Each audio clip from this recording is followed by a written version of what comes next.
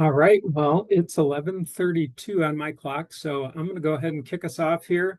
Welcome, everyone. I just started recording as well. We'll make the recording available on our website afterward if folks want to reference that or share it with others. Again, thanks for joining us today. We're going to cover what I would say is a field that has a lot of positive attention and growth opportunity today, and that's manufacturing engineering. So we'll cover our online programs that are available here at Michigan Tech. The session's going to last about an hour, probably a little less than that, but we have time for questions along the way. If you use the chat feature, we'll also have time for Q&A at the end. So maybe to get you using that chat feature, let's start with a little icebreaker. So in the chat, if you would, tell us where you're joining from and maybe just a status on what the weather's like. And I guess, Amanda, if you want to put a prompt in the chat to get us started, while we're doing that, we can learn a little bit about our audience. And I'm going to go ahead and pull up our agenda here. So we'll start with some introductions of the Michigan Tech team here. We'll cover some high-level overview of Michigan Tech and then get into the online manufacturing engineering programs and some of the differentiators that we feel our programs have to help make a case for why study these here at Michigan Tech. We'll get into more of the details along the way and then some next steps for those interested in applying or learning more about these programs. As far as introductions, my name's Rick Berkey. I'm the director of our Global Campus and Continuing Education. Joining me today are Dr. John Irwin, professor and chair of our Manufacturing and Mechanical Engineering Technology Department. John's also a director of one of our research institutes, the Research and Innovation in STEAM Education, or RISE. We also have Dr. David Wanless, teaching professor and graduate program director in the MMET department. Also with Dr. Wanless here, we've got Dr. David Labiak, who's an assistant professor in the MMET department. Dr. Labiak also holds an affiliated appointment in our Mechanical and Aerospace Engineering department. We have Amanda Irwin. Amanda is our graduate admissions manager for Global Campus and really your point of contact for the online application and admissions process if you're interested in pursuing this. And then we have Shelly Gallia, our marketing and communications manager for Global Campus. She really leads the efforts to plan, organize, and hold these sessions. Shelly's going to also help us facilitate the Q&A and monitor the chat feed along the way. I believe that's all of us from the Michigan Tech team here. So let me go ahead and kick things off with a little bit of an overview about Michigan Tech. Whether you're an alumnus of Michigan Tech or have some familiarity, maybe you have no familiarity with Michigan Tech, so we wanted to give you a few of the points of pride and maybe facts to kind of frame things here. Michigan Tech was founded in 1885. For those that know a little bit about the history here in Houghton, Michigan, this was really an epicenter for local copper mining at that time in the mid to late 1800s. So our focus was on mining, metallurgy, technology, and engineering associated with that. And originally we were the Michigan Mining School at that time. But if you fast forward 140 years to now, we are an HSTEM university. So we have programs and research focusing across. Hello, was there a question? I'll go ahead and mute folks here. Okay. So yeah, if you fast forward 140 years to today, we're now HSTEM focused. So we have programs covering health, science, technology, engineering, and math. As of February of this year, Michigan Tech is now designated as an R1, very high active research university by the Carnegie Classification of Institutions of Higher Ed. So this places us formally in the top tier of research universities. Just as more stats on that, we're one of 187 universities out of roughly 4,000 to earn this designation. And it's really based on our research activity, grants, contracts, as well as number of doctoral or PhD degrees that are awarded each year from Michigan Tech. As far as size of the university, we're about 7,400 students. This includes both graduate and undergraduate programs, about 80% undergrad, 20% graduate, and both segments are showing continued growth, which is great to note. And I would say online programs are growing at even a higher rate. We have 5 colleges with over 140 programs. So this includes business, computing, engineering, forest resources and environmental science, and sciences and arts. More recently, I would say fall of 2021, our global campus was founded. This continues to grow with over 40 degree programs and certificate programs fully available online. So from certificates to master's to PhD.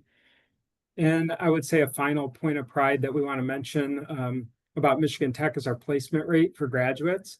So recently, our 5-year placement rate comes in at 92.7, almost 93%, which is very high. And really, this is a testament to the rigor and the preparation that our educational programs provide, but it's also a testament to support from our Career Services Office and also the industry and external partnerships that we have as a university. With that, I will hand it over to Dr. Irwin, who's going to introduce our online manufacturing engineering programs in more detail. Dr. Irwin?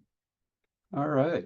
Well, thank you, Rick. That was a great introduction to the university, and thank you all for signing up for this webinar and for being here today.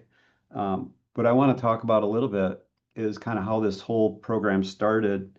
In our department, we already had a minor in manufacturing, and our degree program, undergrad degree programs are very manufacturing focused with a lot of electives in that area. And our faculty were already faculty who had this manufacturing focus within their industry experience. So it just made sense for us. Also, I started about 5 years ago as department chair, and the charge that I was given from the dean is to grow the research and to grow the graduate program, or develop the graduate programs and develop those programs within the department. And it just happened to coincide with the same time of a period where during the pandemic, all of our faculty were trained to do online education, which was very fortunate for us because we had the capability of putting these courses together. So the team really came together. The team I'm talking about is who you on the call here today and other faculty in the department to develop this. Started out with a certificate.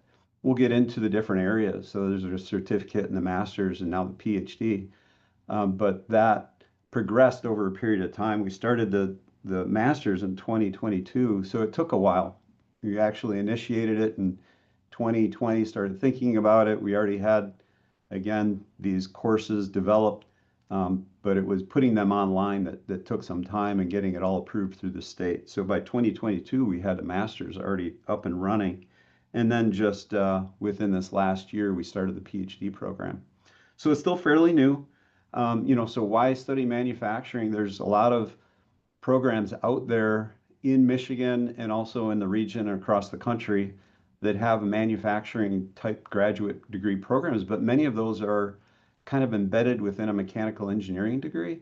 And the degree doesn't actually have anything on it that says manufacturing engineering. So one of the things was, this was kind of driven from our alums, Michigan Tech alumni contacting us and saying, look, we've been out working, we're working professionals. We're looking to get an advanced degree to advance our careers.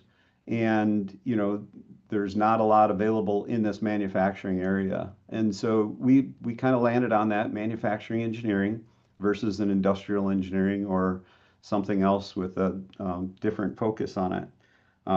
Mainly because of that reason, because of our alumni, because of the need, out there. And so, yeah, there's opportunities here. And again, back to the instructors, the last point on the slide here. Within our department, we probably have over 100 years of industry experience putting this all together, with each faculty member having 15 to 20 years of background within the manufacturing. Like my background in my industry experience was in tool and die design. So that's just one example, designing fixtures and jigs and things like that. Everyone has their own little niche, which makes it work really well. Next slide. Okay, so how did we develop this curriculum? I thought maybe you'd want a little bit of a background about what the emphases are within the degree, what are the courses and things like that. And so to provide that, what we have here is what's called the Four Pillars of Manufacturing Knowledge, developed by SME, which is the Society of Manufacturing Engineers, which you may or may not be familiar with, but it is based on what's called the SME body of knowledge. So that body of knowledge is what is used for certification in the SME certification for manufacturing engineers. There's a CMFGT and a CMFGE. Some of you online, you'll have a chance to ask questions later and comments. I want to hear a little bit about all of you, but some of you may already have that kind of a certification. And we just want to emphasize here that this advanced degree in manufacturing engineering is based on that. And so the four pillars lines up with that body of knowledge. And there's these four different kind of areas that courses are in. And then also there's a foundation to the pillars.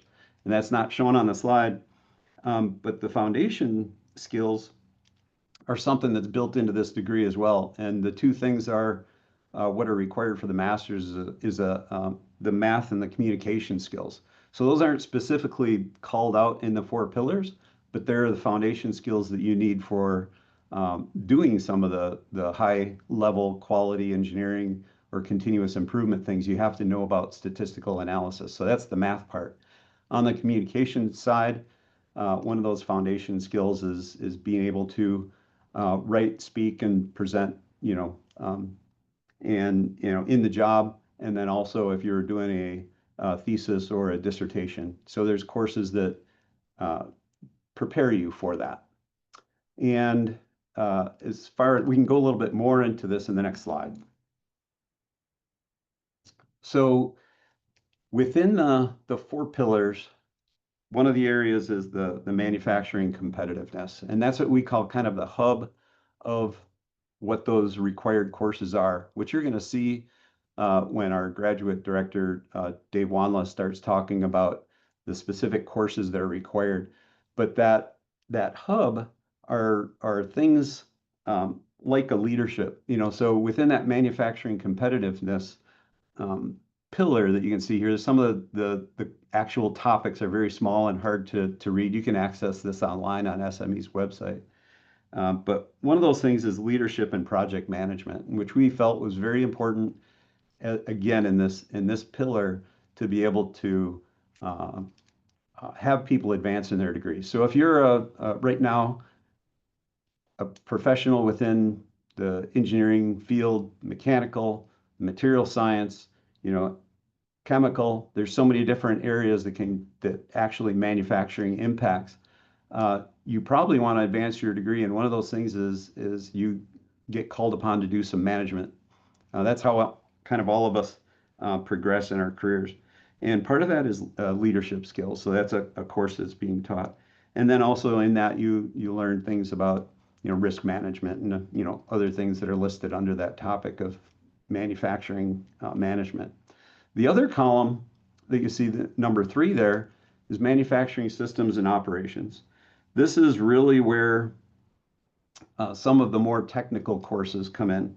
And one of those areas, of course, is the Industry 4.0. So this, in this latest version of the four pillars, was renamed because of this new emphasis on Industry 4.0, which bringing in the AI, bringing in fields of mechatronics, bringing in machine vision, everything else that goes into the automation of assembly lines that is critical for production today.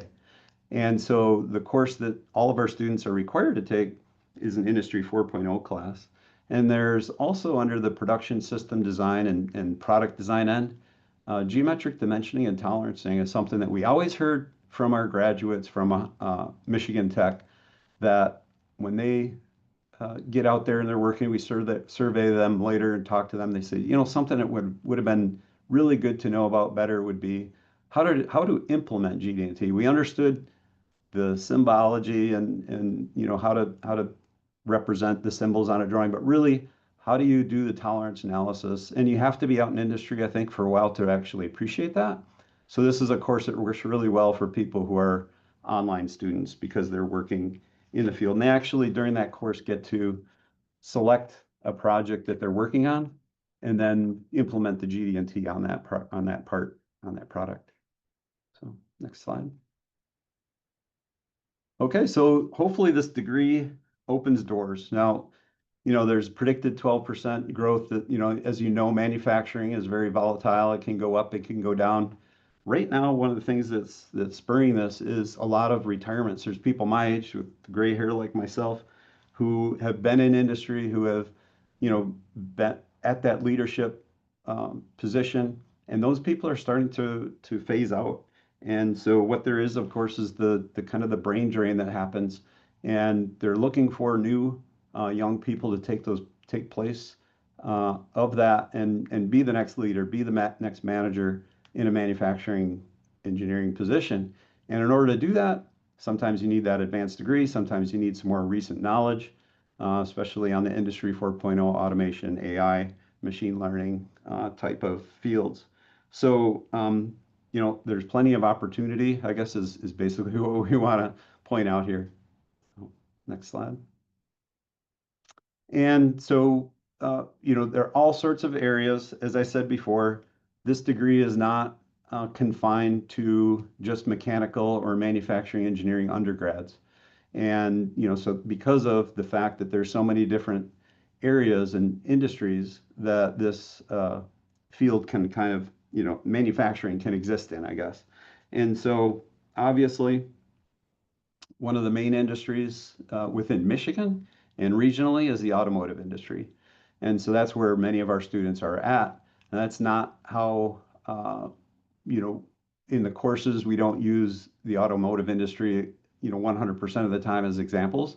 But, the faculty in the department have transportation, automotive type backgrounds.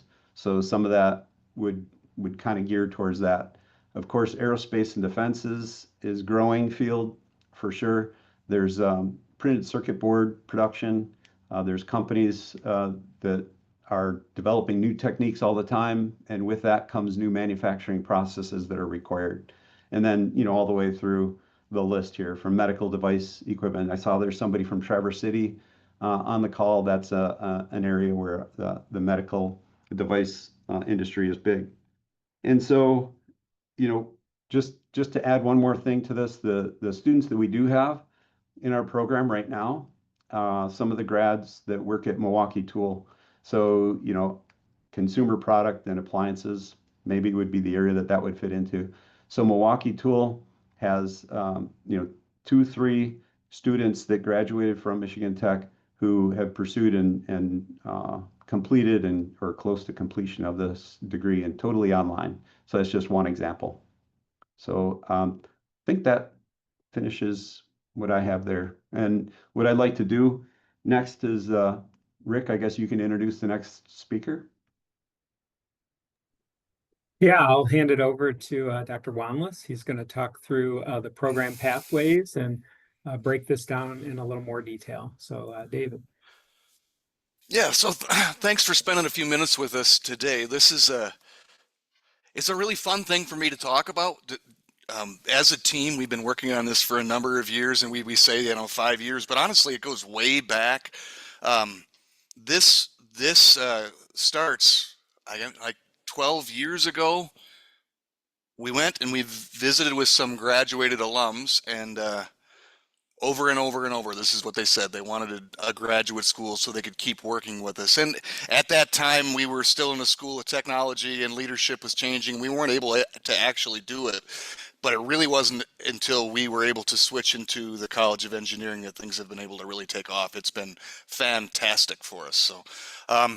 So let's go to the next slide, and I can start to show you guys some of the things. This is like the meat and potatoes of what we do.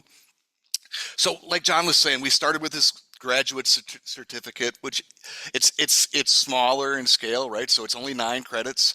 There's really only 3 3 courses that you need to take to get your certificate, and there's not any prerequisites. So it's kind of an easy thing for you to do while you're working.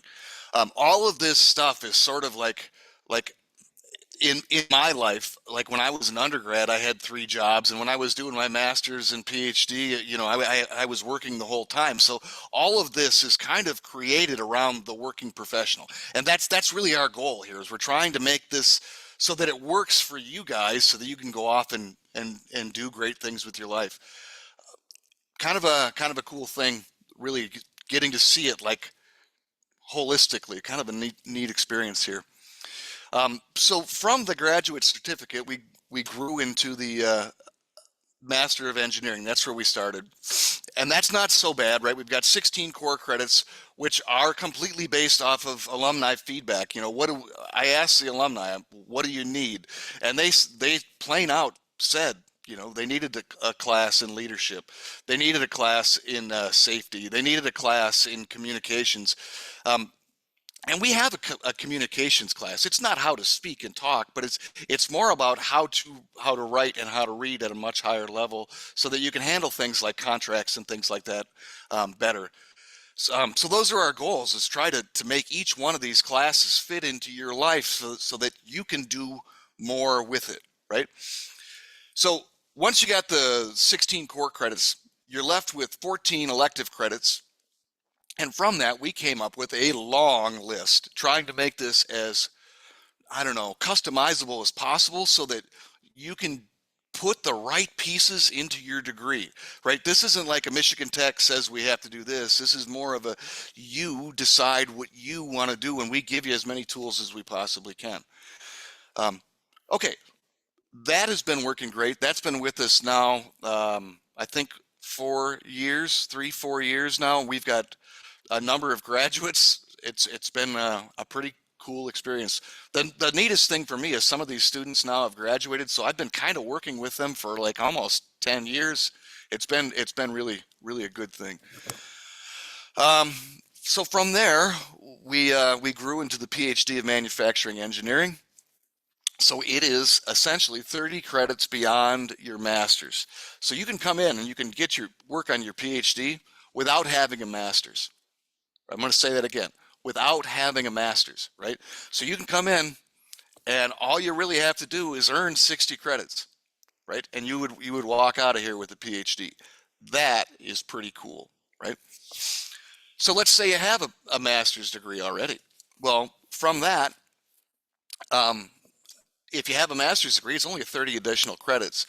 Okay, so these are not credits like you would normally take as an undergrad class. This isn't like calculus or anything like that. Typically we're going to take something and we're going to do some research with it, or we're going to go learn about something, or we're going to get our skills right in certain areas, right? Those are the kinds of things we do with the PhD work. It's not a typical recitation kind of a thing. It's a little bit different, and it should be. And that has been turning out pretty well too. I tried getting a solid number, but my estimate is I think we have like 6 now PhD students. So we're just getting into it. We've only been at this for 1 semester. Is that right, John? I think this is our first semester with them. So we're learning as we're going, but this entire thing has been us learning as we're going, and now it's really turning into something that's powerful and fantastic. So, all right, before I keep talking any longer, we better change the slide. All right, so here's just an example that we've got. Organizational leadership, right? And what we do with organizational leadership is we talk about leadership as it pertains to industry, and we talk about all of the concepts that go along with it. And really the goal is to, through self-inspection, to figure out who the individual is as a leader and what they can do with it, where they need to work, and where they already have skills that they don't need to keep working on, right? And that's the goal of it. We bring in GD&T. It's much more technical, but it's really a communications piece. The number, like I spent, like I was saying, we spent a lot of time in industry. I spent 13 years working for a company called Tecumseh, working in quality and in the design group. And the number one reason that things get messed up in a factory, in my humble opinion, is because somebody couldn't read GD&T properly. Over and over and over again. That is why this is so paramount, that everybody understands it, and not just the symbols, not just what does the tolerance, what does it mean? Like, how does it work together? So it's an important thing. So those are the required courses, right? And there's other courses that go with it, but there's some elective courses. It says, like design for additive manufacturing would be an elective course. That would be a course that you would take if you were interested in it, right? If you don't have an interest in additive manufacturing, then you wouldn't take that course, right? There's a opportunity for you to explore a whole bunch of different avenues, and hopefully they're the classes that fit right with the career and what you're doing right now. Let's see. Earn a graduate certificate that appears on your official transcript with an option to stack this certificate towards the MS degree. Okay. So if you, a lot of students do this. They come into the program and they're not really sure, right? They don't know if they want to do a full-on degree. They just kind of want to get their feet wet. So they come in and they say, okay, I want to do this certificate thing. It's about, I don't know, 50% of those students end up pursuing the master's because they kind of like it once they get into it again, and it's a pretty cool thing.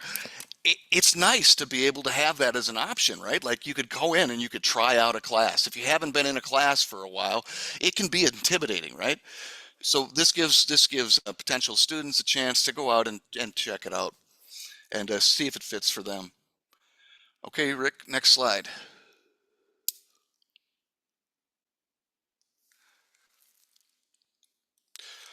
So we've got a Master of Science, like I was saying before, 30 credits, depending upon your educational background. PhD, right? We've got what am I doing here? We've got 2 graduate degrees. We've got a Master of Science and a doctoral degree, both of which I just got done talking about. Maybe we should go to the next slide, Rick. Okay, yeah, so there's 3 ways we can do this. The master's degree. We can start with the coursework, right? And a coursework degree is typically what you would want if you're a working professional, right? You can take all your classes online, and you actually don't have to come here at all, right? Some people that are doing this are on the other coast. I mean, we've got students that are working in California, right? It's an odd expectation to have them show up for a weekend or for a week or things like that. So we've got this set up now where the students that are working with an industry can actually come in and they can do all of these credits right from their home, which is pretty positive. That's the coursework. All you would do in that would be to take 30 credits worth of coursework, right? The other way we've got is to do a report, right? A report is where we go out and we do some research, but it's not like a lab central research. It's more we're going to go learn about things. We're going to explore different topics and things like that. There is a paper, a capstone type paper, if you will, that you'll have to put together. And that report is typically 2 to 6 credits, right? It's a writing credit kind of a thing.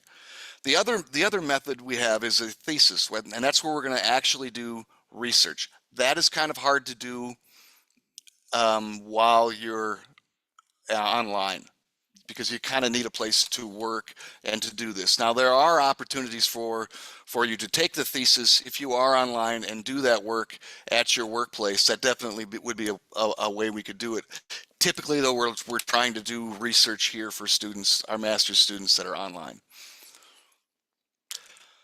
I guess next slide, please. So here are our core credits. And again, this is just based on feedback and what we thought was important. So one of the things that comes up is everybody takes statistics when they're in college, and as soon as they're done using it, they forget it. I don't know why that is, but it is that way. And also the statistics that we use when we're doing undergraduate stuff isn't necessarily the same kind of statistics that we're going to be using if we're doing research, or if we're trying to look for causation. So that's why that class is important. Also, if we're taking online classes, a lot of those classes, if you're doing the coursework path, you have to do quite a few classes in quality engineering, which leans heavily on statistics. So if nothing else, it's a refresher. Then we go on to organizational leadership. This is a class I was talking about just before. It's been a pretty positive class over the years. The students seem to really enjoy it. I hear it on feedback all the time, it's the greatest class and those kinds of things, but it's there for a reason, right? It's to help you become a better leader, so that you can be more valuable to your employer. That's really what we're after. We've got a class in professional and technical communication, professional engineering communication. We do a section on GD&T. We do an Industry 4.0, and we do industrial safety. All of these things are key components to all of this. And I know it's not everything. I know it's not all. It's impossible to holistically grab everything, but we're doing our darndest to try to build this up so that you can do the things that you want to do with your life. So next slide, please. So we've got an additional 14 credits that you would want to take to complete the master's degree. And they cover it. I mean, I don't know, I could just keep talking, but there's such a long list, I couldn't even read through it. But we look at things like there's additive manufacturing. So that's an area that's got a lot of growth, right? The manufacturing systems and operations. How do we get the system to work? How do we get the system to be able to be optimized and stay optimized? There's a section of classes that are all advanced materials and that are used in manufacturing processes. Quality engineering is definitely a large chunk of it. So yeah, it's trying to grab everything together. And I think we're pretty much grabbing it. So next slide, please.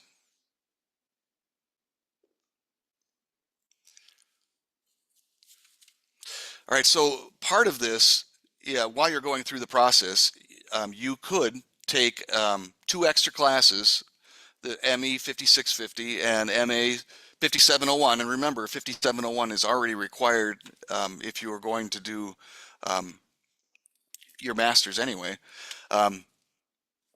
Both of these classes, if you took those classes, you would get a certificate in quality engineering, which is a positive, right? So it's something that you can get along the way that you can kind of stack onto your degree. And I think, Dave, we do have a question that we could probably address now that came in as you're going through some of those pathway options. So, Shelley, do you want to read that question out loud?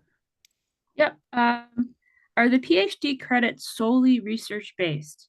If so, can you describe the qualification exam process?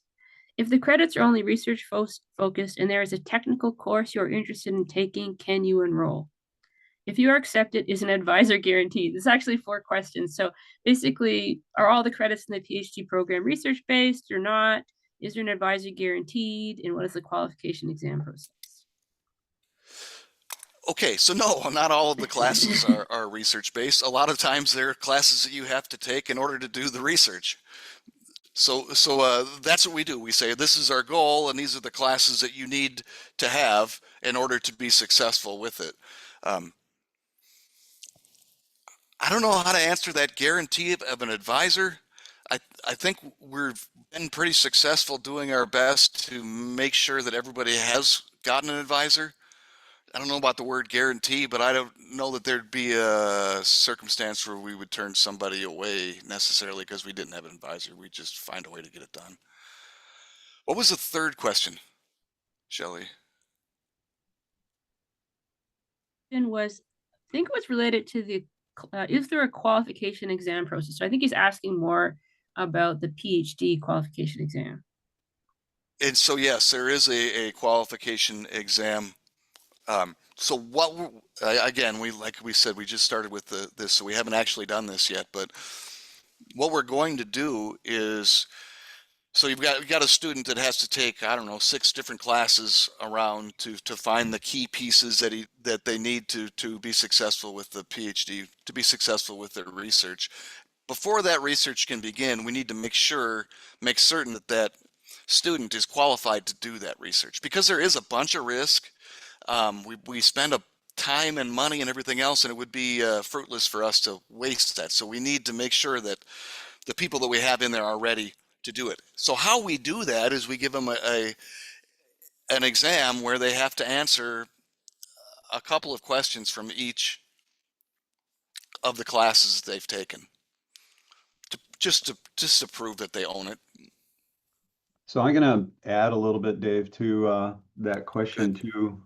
Just because we just met with a new PhD student, Dr. Wagner and I, another faculty in the department who works as advisor for PhD students. And, they're coming in with a mechanical engineering master's degree, but maybe not necessarily a real big focus on manufacturing, even though they have, been out in industry and worked with it. So really it all, what kind of course in addition to the research really all depends on the person, and if they're coming in with a master's degree or if they're coming in straight from having earned a bachelor degree, right? Obviously, if you have just a bachelor, you're going to be doing the kind of all the master's degree courses that are required for sure. And then possibly some of those electives. If you're coming in already with a master's degree in some area, mechanical or electrical or civil or something else, then we're probably going to look at that, with the graduate advisor saying, okay, these are courses that are going to help you. And it all depends on that person's research interest as well. So just to kind of add to that, Dave. Okay. So I think we can go to the next slide. Yeah, I think this might relate to a question that came in, Dave, just with how long does it take to complete some of these things? But yeah, I'll let you go ahead and present this, and we'll see if that answers. So to do the master's, right? So maybe I should start with a certificate. If you're going to do a certificate, typically it takes you a year. And the reason it takes you a year is because not all of these classes are taught in the same semester. They're not taught every semester. For example, the organizational leadership is only taught in the fall. GD&T is only taught in the fall. Industry 4.0 is only taught in the spring. So first, before I get into it, this can take as long as, I think 8 years is the max, right? I think that's written down somewhere, but in all of our degrees, it can't take more than 8 years. So that's how long you got. This is created for working people. So like, it wouldn't be right to take 9 credits and try to do it in a semester, right? Because you'd let somebody down, whether it's yourself or the people that you're working with, right? So a lot of people only take one class a semester. That's probably the trend with the certificate. Honestly, all the way through the master's, very, very, very few are taking like more than 9 credits. That's a crazy amount in the graduate program. So how long does it take? That's really dependent upon how hard you want to push yourself. Like, it's a decision you have to make. Okay. So to do the manufacturing engineering certificate, Reiki, you would have to take organizational leadership in GD&T, and you could be done with this easily in a year, right? You could also take ME 5650. Oh no, you wouldn't be able to do that. So yeah, I think a year would be the quickest you're going to be able to do that. For the quality engineering certificate, one of the classes takes place in the fall, and the other 2 classes take place in the summer, right? And that's the only time that they're offered. So if you wanted to do the quality engineering certificate, that's how it would look. probably would be in your best interest to jump in the summer, take care of these two classes, and you'd be done in less than a year in that case. The master's degree, it's up to you. I mean, you can do it, try and do it fast, or you can try and do it slow. I think if you were to do all of the accelerated learning stuff and jump right in, I think it would probably take you 2 years plus to do the master's degree, just as a timeline, I guess. And I don't know how long it's going to take to do PhD. We haven't got that far yet.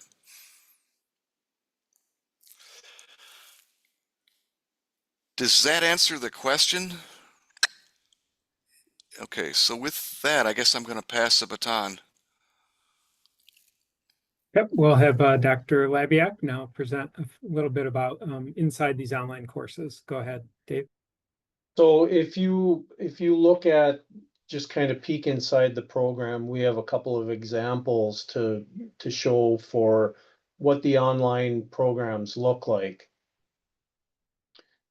Here's one where we're looking at the professional engineering communication course, and all the courses are consistent, interactive, and well designed. We've spent a considerable amount of time working with the Center for Teaching and Learning to make sure that all the online courses look the same and the navigation through them is actually consistent across the board. So on the left, of course, is the image of the home page as far as the course goes, where you could start the syllabus, all the modules, and any supporting resources that you have. As well, there's the course description down below, any prerequisites, whatever information that you need.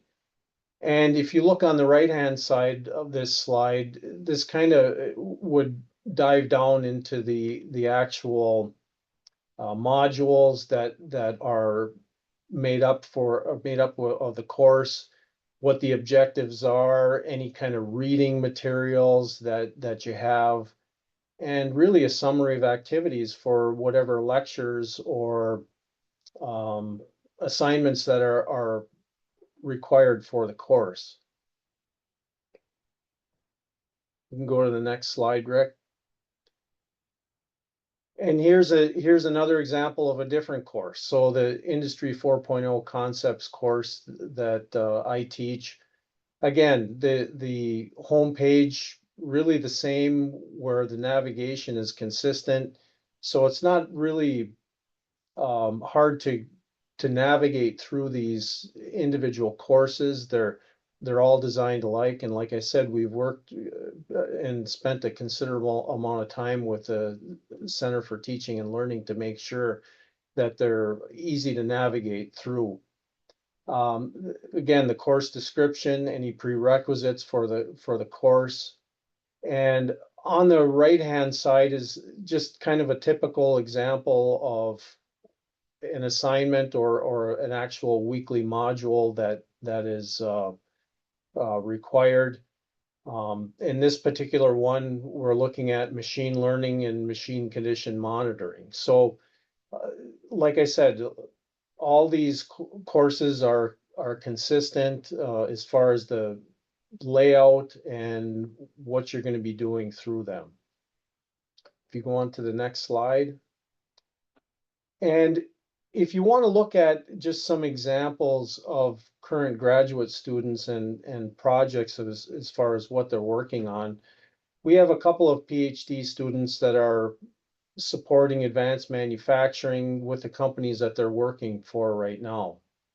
Not only for increased part production, but also safety as well.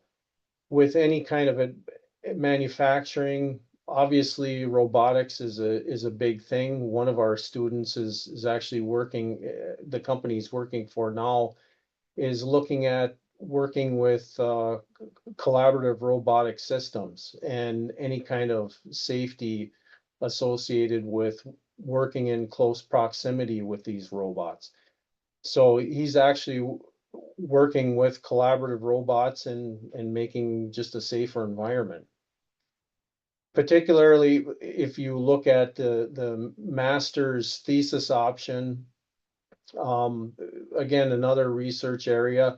We have a student that's currently working with a local company, Pettibone, in material handling equipment.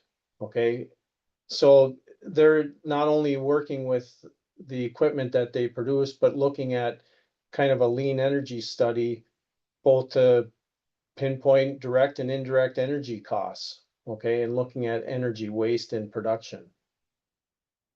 So these are just a couple of, or a few of examples of some of the initial research that we have going on. Okay, Rick, thanks. Yeah, thank you, David. I'm going to go ahead and introduce Amanda Irwin, our graduate admissions manager. She's going to walk us through some next steps. Great. Thanks, Rick. We just received a ton of really, really good information, program information.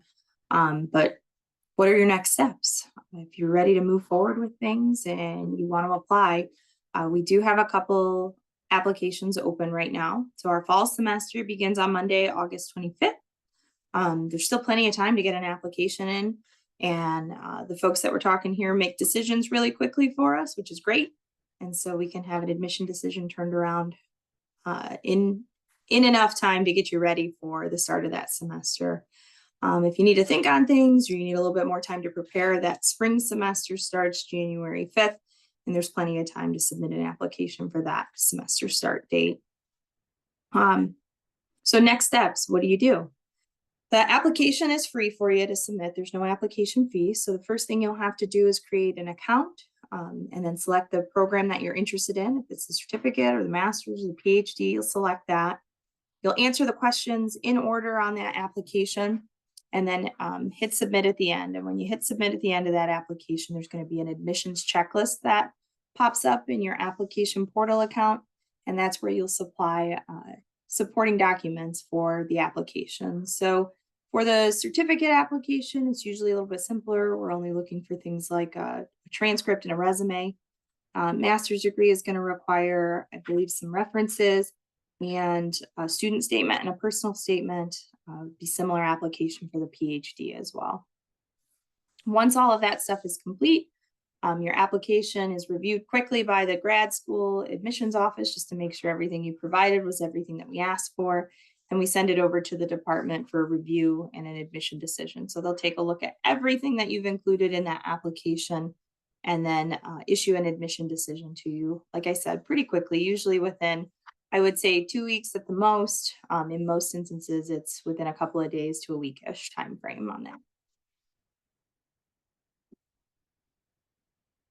If you have any questions about the application process or about the program, I am kind of the first point of contact. That's my job, is to help people through that process. So I would encourage you to schedule an appointment with me if you want to talk more one-on-one on your individual like credits that you're looking at or time frame, or you want to talk costs or anything like that. I'm happy to sit down with you and do it. So this is a link to my calendar that was dropped in the chat. It's real time, it's connected, shows my availability. Usually I meet with students for somewhere between 20 and 30 minutes. You could set up a Zoom appointment or a phone appointment, whatever works best for you. But I am happy, like I said, to meet with anybody anytime. If you look at that calendar and you don't see anything that meets your schedule, you can always send me an email, and I'm pretty flexible in making a time work if we need to as well. If you had some specific program questions, like real specific program questions from today's session, I would guide you to our program director, Dr. Wanless. But again, I'm definitely that kind of first point of contact as we're moving forward in the admissions process. And so with that, I'll hand it back over to Rick to close us up. Yeah, thanks, Amanda, and thanks, Dr. Labiak, Dr. Wanless, Dr. Irwin. We're at the end of our presentation. I'll go ahead and stop recording, but we do have some time left for Q&A. So I guess with that, we can take any other questions that we have